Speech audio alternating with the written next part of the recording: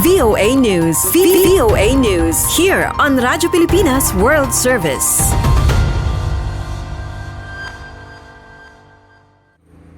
VOA first met Russian scuba diving tour operator Tamara Taratorina 3 years ago, a week after Russia's invasion of Ukraine.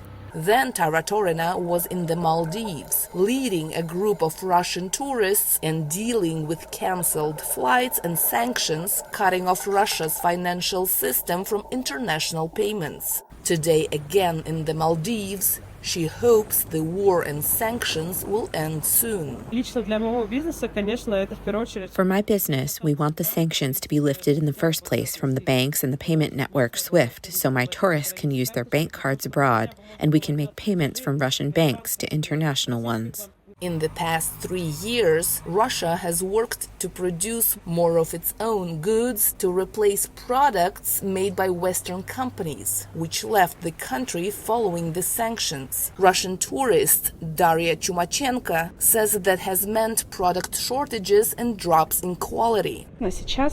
Now we can't give our pets good vaccine shots. From our Russian alternatives, dogs get very sick. Last time I gave my dog a Russian shot because we don't have Western alternatives available. My dog almost died in my arms. Alexander Parfenov is a Moscow importer who says his business has grown significantly since the start of the war in Ukraine, especially when he switched to cryptocurrency for international transactions, avoiding financial sanctions.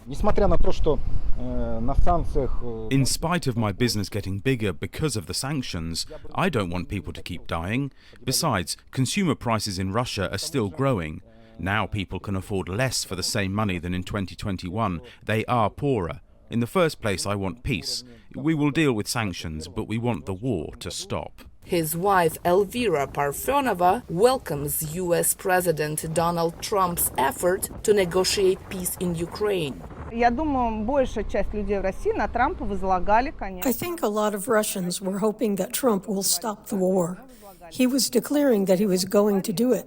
At the same time, as my husband mentioned earlier, we can't be certain because Trump, as any effective president, will lobby the interests of his own country. Fyodor Skuratov owns a Russian IT business. He does not see any lasting peace between Russia and Ukraine so long as Ukraine continues what he says are its deeply anti-Russian policies. This territory of Ukraine can't exist as an anti-Russian enclave. Russia won't be able to accept that this territory, and the way it looks and is being managed right now, being independent and having an anti-Russian approach. While these Russian tourists think it may still take some time for Russia and Ukraine to agree on peace terms, all of them say they want to see the war end soon. Genia Dulot, VOA News, Maldives. VOA News. VOA News here on Radyo Pilipinas World Service.